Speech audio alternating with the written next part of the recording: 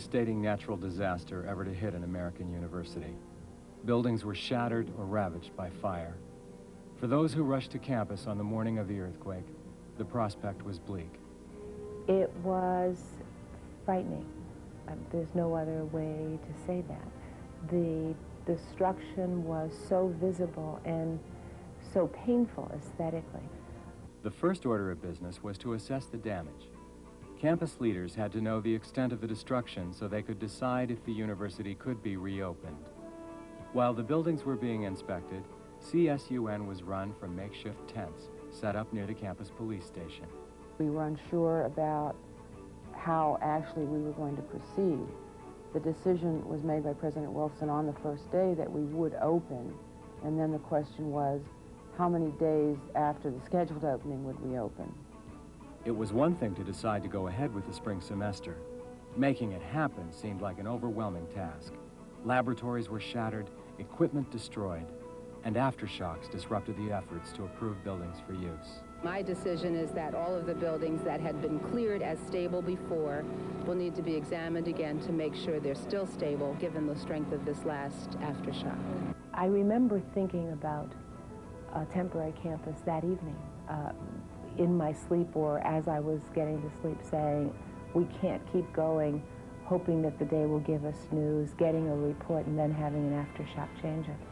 Let's just do something that we can control. Forget the buildings for a while and forget the fact that there will be aftershocks. And that's when the temporary campus and the trailer idea really became fixed in my mind. There were only 17 days left before the university was set to open. In that time, almost all the available modular buildings in the western United States were brought to campus. 335 temporary structures, 475,000 square feet of classroom space. The issue was how to get those facilities here on time, how to set them up, where to set them up. We had to call on several offices in the state government, Sacramento. We had, at one point, over 1,000 people working on setting up trailers, moving dirt. We had tractors working right along the sides of electricians. We were running crews 24 hours a day, and people were working in rainstorms. Normally in construction industry, you just don't see that kind of cooperation, and you don't see that happening. All of the efforts of the construction personnel, faculty, staff, and students paid off when CSUN opened its spring semester only 2 weeks late. Information booths were jammed. Students and faculty had trouble finding their way around. Is this Lindley? This is?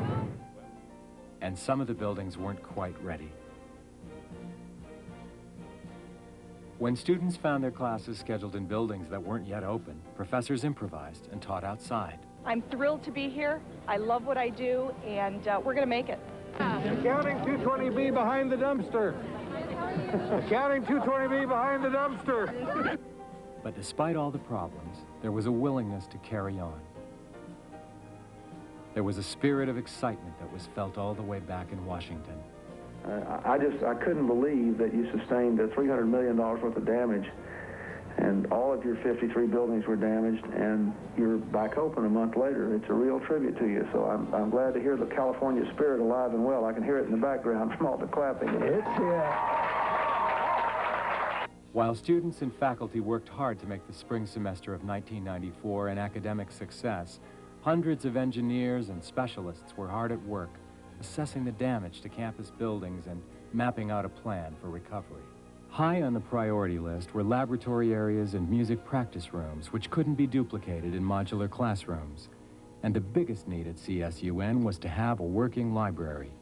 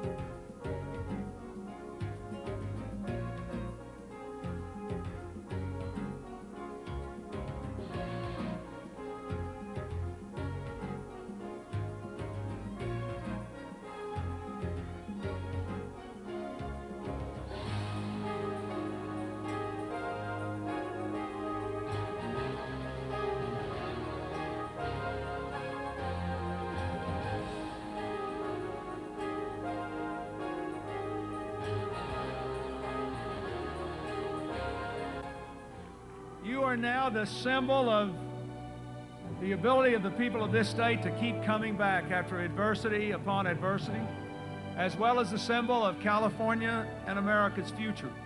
The most damaging earthquake ever recorded on our continent destroyed a great deal here when it hit a year ago. But as the mayor said, even though it shook you, it didn't break you. It didn't break your faith in the future. We are a university. One of the things we know is that the real gift of education is the ability to think your way through problems you've never encountered before. If there's any place that has demonstrated that power of education, Cal State Northridge is that place. And that's what we will continue to do. We'll serve our students and our mission of both transmitting and creating new knowledge, and we will rebuild a physical environment that we can be proud of as a great university in the Valley.